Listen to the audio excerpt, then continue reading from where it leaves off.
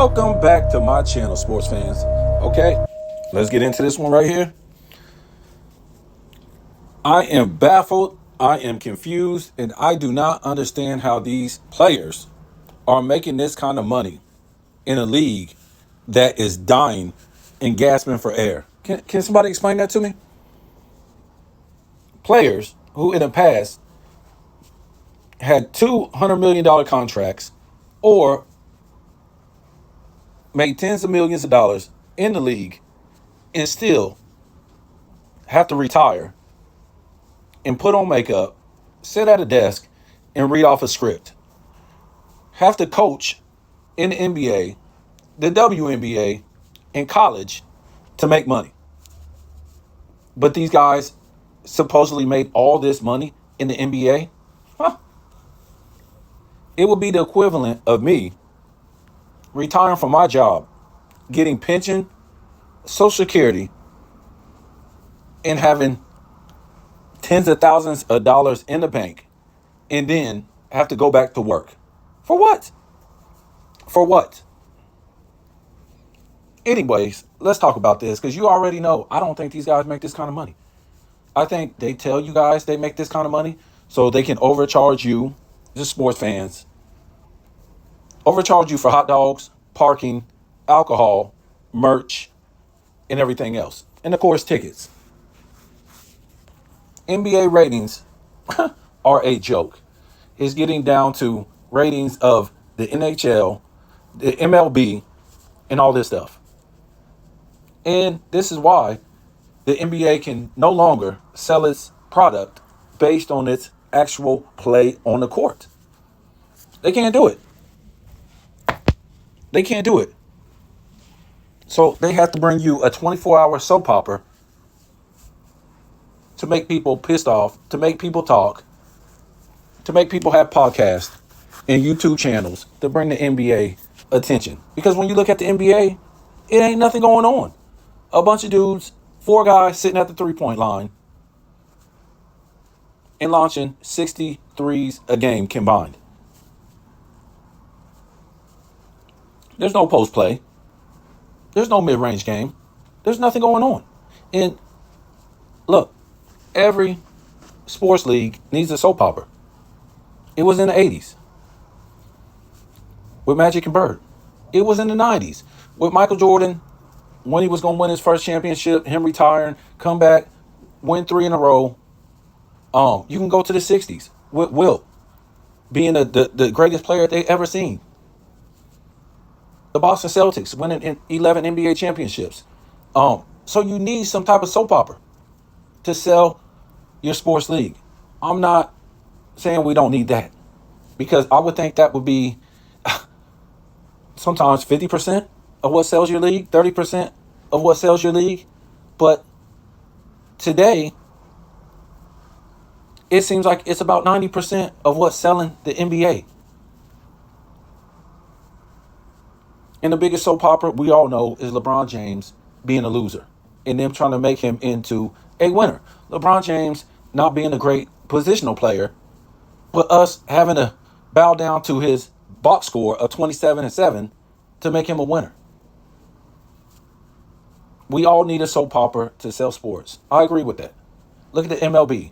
They put all the American players, mostly the black players, out the MLB, and they no longer had any soap opera. Remember, who brought the soap opera to the MLB? It was mostly the black players. The Barry Bonds. With the steroid scandal. I think they just used that steroid scandal. Everybody was doing steroids, but they just focused on Barry Bonds to keep the league alive for those, early 2000s? Because they kicked all the American players out. Mostly black players that sold the MLB, which again were people like Doc Gooden, Darryl Strawberry, Kirby Puckett. A lot of these players being defiant, and stuff like that. You need some type of soap opera. And like I said, the MLB has lost its soap opera. Nobody cares. The Latino players are great, but they're not going to get in trouble. They're not going to be defiant. They're not going to get, because they're not going to get deported. You get in trouble, you're going to get deported. So this ain't their culture. They're here for a better life. To me, I'm not trying to be racist, but if the MLB was smart, they would have kept more of the black players with the Latino players, and you would have had a super league, right? You would have had a super league. But they chose to take money over great play. That's what they chose. They chose to bring these Latino players and pay them less in the Caribbean leagues, because we all know, if you know anything about baseball, if you pay American players in the AA, AAA farm teams, you got to pay them like $1 million, $2 million, $3 million a year, depending on what year it is. And the MLB didn't want to do that. They want to get the Latino players and put them in these Caribbean farm teams and pay them $100,000, $200,000, $50,000, and which is good to them. That's good money to them where they come from. But their league tanked. Because why? American people relate more to American players. This is why they keep LeBron James around, because you don't have your American players who are stars no more in the NBA. And us American people relate more to American people, American players who know the American culture, who will bring drama in a soap opera, for better or worse. NHL did that too. They got rid of a lot of American hockey players and brought in these international hockey players, probably for cheap labor up front. Now, am I saying Latino players aren't going to make money eventually in the major leagues? Yes, they do. I'm not saying that. But when you put somebody in a farm team, in a AAA, AA, whatever like that, you're taking a chance on them and paying them this type of money. So they'd rather take the Latino players and take a chance on them and pay them less money. It seems like it's going with the times, putting American people out of American jobs for people who aren't even American. It's a whole different subject, but let's get back into this. Paul George, he's going to Philly. Whoop-de-doo. Whoop-de-doo. Nobody cares. Maybe Philly fans care. You think OKC fans care? You think Clipper fans care? And Paul George is getting this max contract for what? His best year was what? What was that, 2019? He hasn't did nothing since. What has he done? When has he been a clutch player? Yes, he's been a great defensive player, great offensive player in the past, but what has he did in the playoffs to justify making $200 million? And people say, "Oh man, that's what they're supposed to get paid on the max contract. NBA is making all this money." Okay, what are you doing for the fans? What has Paul George ever did as any type of clutch player to come through in the playoffs? Where's his great moments? These guys are overpaid for what they do. They're not great players. Paul George ain't a great player. He's a good player. To me, he's just a role player. When has he ever taken a team and put a team on his back? He's been hurt the majority of his career. The bigger and faster, stronger NBA players of today.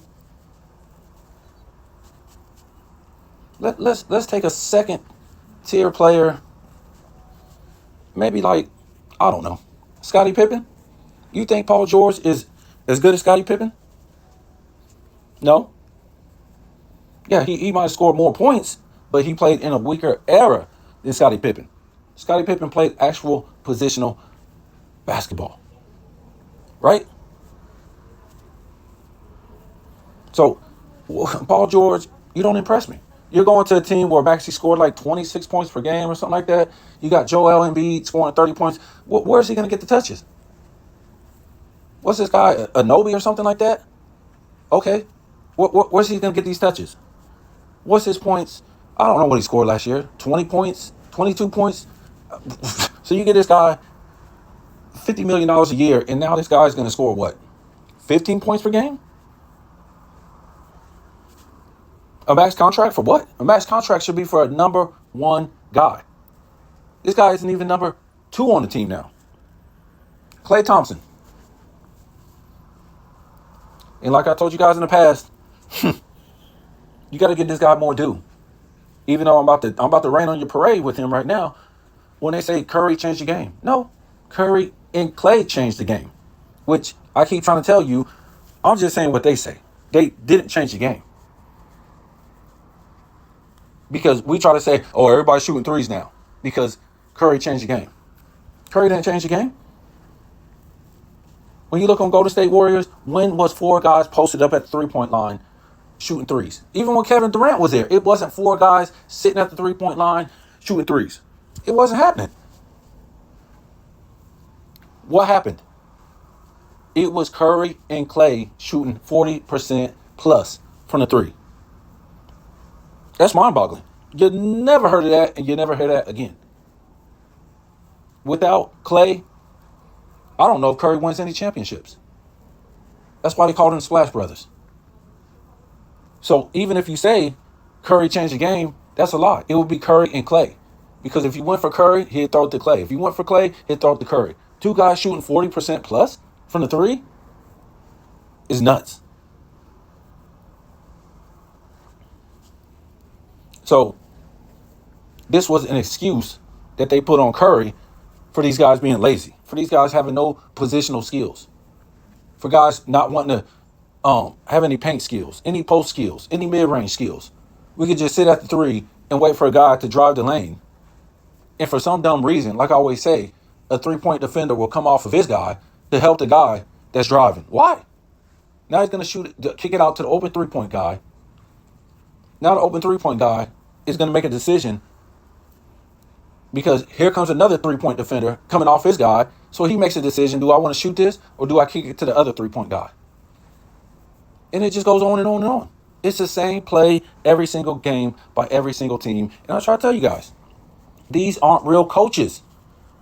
What are you running? The triangle? The Princeton? What are you running? You're running the same play that the next team, every team runs in the NBA. These aren't real coaches. You could coach this. It's lazy basketball. It's Euro style of basketball. Adam Silver done changed his game so he can get ratings from overseas. Look at the in-season tournament. What happened? They painted the courts like they do in Europe. And if I'm not mistaken, they have some kind of in-season tournament too, where they have some kind of cup or something like that. Or that's what it's called, the championship game, period. I'm not sure. But what I am sure is they do the same thing. They paint the courts and they all sit at the three-point line. This is lazy basketball. This is not NBA basketball. This is somebody else's league that the NBA catered to because these guys have no positional skills. So Klay Thompson is going to the Mavs. Okay. He's going to get some looks because Kyrie is driving. Luka is driving. But the past few seasons, he done shot in the low 40s for his overall field goal percentage, which means he's still shooting decent from the three. But that means that if this guy isn't wide open, he's useless. He doesn't play defense because his body ain't the same. He's in year 15. So I'm not impressed. I was impressed by the old Klay Thompson. These guys are living on or making money off of who they used to be. Chris Paul, he went to the Spurs. Okay, whatever. He wasn't good enough to play with Golden State. Big deal. I'm not impressed. I'm not impressed. You got Jason Tatum, who done went over to, no, he didn't go over to nobody. He got the biggest contract in the NBA. So what does that mean? You got other players who are better than Jason Tatum. Somebody's going to get $400 million. You think Anthony Davis ain't better than Jason Tatum? You think Luka isn't better than Jason Tatum?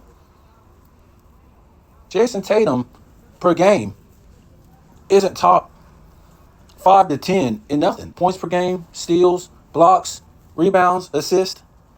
And he got outplayed by Porzingis, Drew Holiday, and Jaylen Brown in the finals.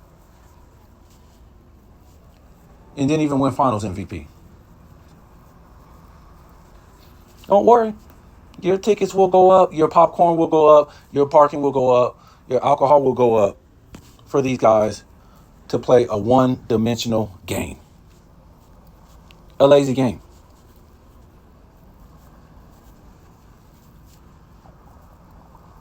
They're telling you how bad the NBA is. Bronny just got drafted. That's how bad the NBA is. And they try to call this the weakest draft ever. No, it wasn't the weakest draft ever. They're telling you that because Bronny got drafted. They didn't spend no time hyping up these new players coming into the NBA, out of college, out of Euro League, or nothing like that.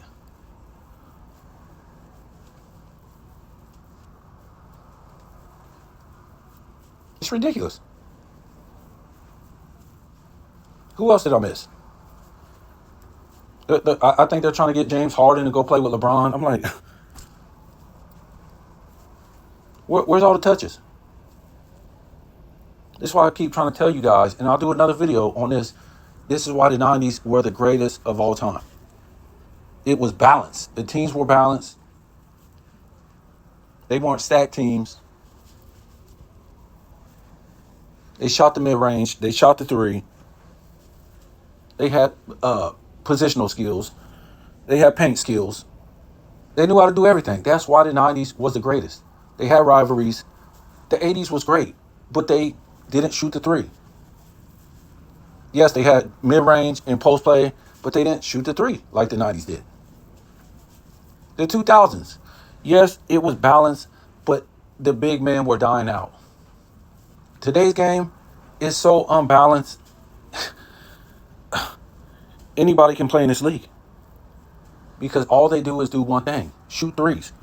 And when them threes ain't going down, it's looking bad. They're shooting 19%, 22%, 30% as a team.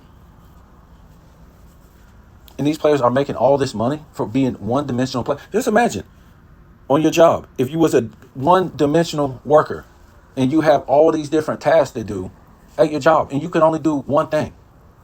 But yet you just keep making, every year you keep getting paid all this money for not being able to do more than one task at your job. This is what this NBA is. So you guys tell me what you think, man. I mean, I'm not impressed by this free agency. Bunch of overpaid, load management, lack of skills, no effort, crying, traveling NBA league that we got today. And the commissioner sucks. Where's he at? Where's he at? They're just giving these players more money for bad ratings.